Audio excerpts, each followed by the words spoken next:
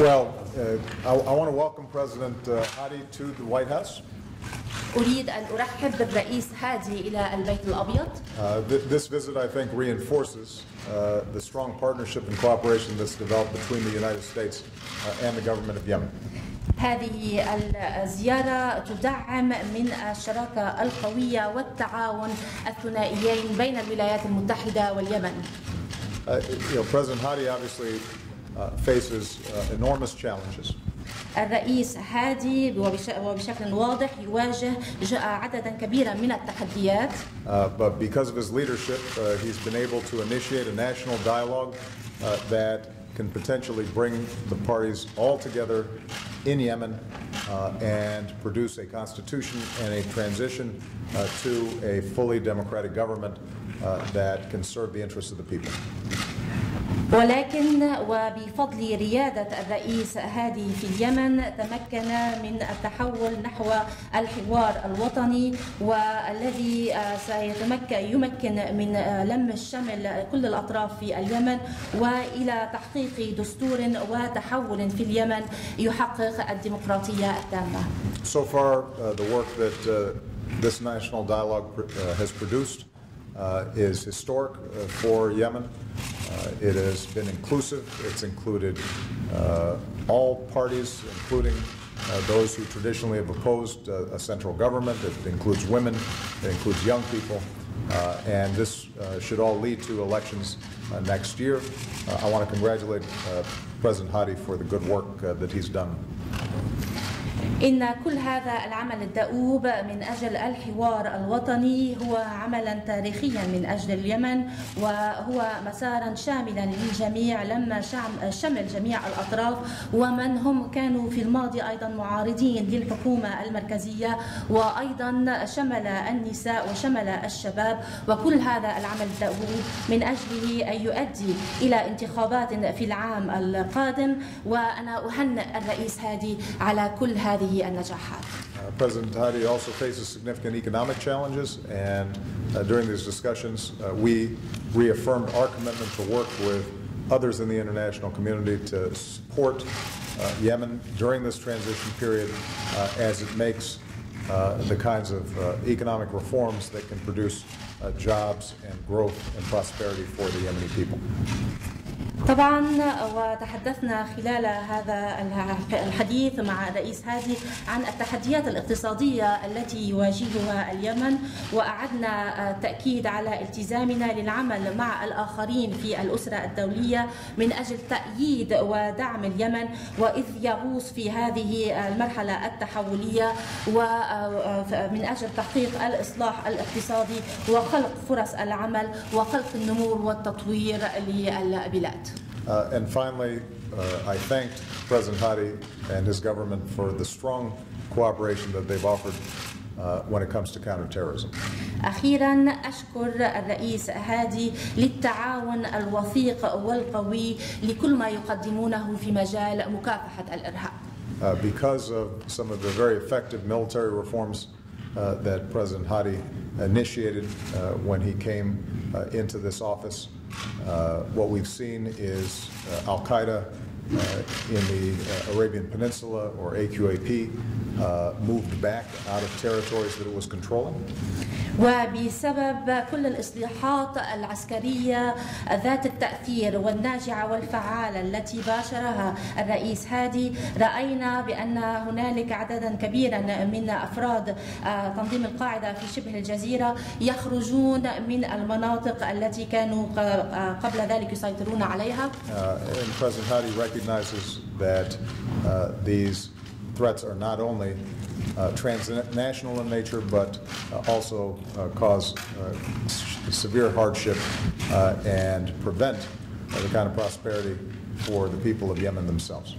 ويدرك الرئيس هادي بأن هذه التهديدات ليس فقط عبر الحدود وإنما أيضا تؤدي بالكثير من الصعوبات في داخل اليمن وتمنع وتحول دون حدوث النمو والتطوير.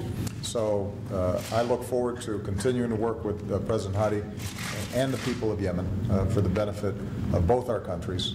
And I very much want to congratulate him on the strong start that he's made on the national dialogue. I think it can produce the kinds of opportunities for growth and prosperity, particularly for the very young population of Yemen that I know President Hadi cares so deeply about. So thank you very much for the visit. السيد أتطلع للعمل إلى مواصلة العمل مع الرئيس هادي، العمل مع اليمن من أجل مصلحة البلدين، وأهنئه على هذه البداية القوية بالنسبة للحوار الوطني، والتي من شأنها أن تؤدي إلى فرص النمو والازدهار والرخاء للشباب في اليمن الذي يهتم كثيرا الرئيس الهادي لأمرهن. أهنئه وأرحب به. شكرا كثيرا. أنا سعيد جدا أن نلتقي اليوم بالرئيس باراك أوباما في البيت الأبيض، وأعتبر أن شراكتنا وتعاوننا هو أساسي لمصلحة البلدين. Thank you very much. I'm very happy to meet with Your Excellency President Obama here in the White House, and I consider our partnership is as critical for both our countries. أن عملنا وتعاوننا لمكافحة الإرهاب وتنظيم القاعدة في اليمن هو يعبر عن مصلحة اليمن بالدرجة الأساسية، لأن اليمن توقفت فيها السياحة، وتوقفت فيها الشركات التي تنقب على النفط، وتوقفت كل الأعمال التنمية في البلد من بعد أعمال تنظيم القاعدة. ولهذا تعاوننا مع الولايات المتحدة الأمريكية ضد تنظيم القاعدة هو من مصلحة اليمن قبل مصلحة الولايات المتحدة الأمريكية. Our work together insofar as countering terrorism is concerned and also against Al-Qaeda is expressive of first and foremost of Yemeni interests, because as a result of the activities of Al-Qaeda in there, Yemen's development basically came to a halt, whereby there is no tourism in there, and the oil exploring companies had to leave the country as a result of the presence of Al-Qaeda. So our cooperation against those terrorist elements are actually serving the interests of Yemen. لقد تحدثت مع الرئيس باراك أوباما حول مستقبل اليمن وحول الحوار الوطني الذي يجري في اليمن. هناك 565 الذي يتحاورون من كل شرائح المجتمع اليمني، من الشباب ومن المرأة ومن الأحزاب السياسية ومن العناصر التي كانت تتواجه وتتقاتل فيما بين هاتين، أصبحوا اليوم يتحاورون على طاولة الحوار وطرحوا السلاح، وهذا يعني يعتبر تجربة جديدة في المنطقة، في منطقة الشرق الأوسط. I actually spoke with His Excellency President Obama about the future of Yemen and about the national dialogue that includes 565 delegates that come from all walks of life, including women, youth, political parties, and indeed rivals that used to fight one another, whom nowadays are actually sitting at the same dialogue table conducting that. This is considered a new experience in the whole region. نحن يعني في هذا الحوار نأمل أننا نوصل إلى دستور جديد ومرحلة حكم جديدة تؤمن بالحكم الرشيد وإشراك كل شرائح المجتمع في هذا الحوار، وتعديل دستور جديد يؤمن الحكم الرشيد والديمقراطية يبني مستقبل جديد لليمن يؤمن له الحياة الكريمة والعدالة وتقسيم السلطة والثروة داخل إطار المجتمع.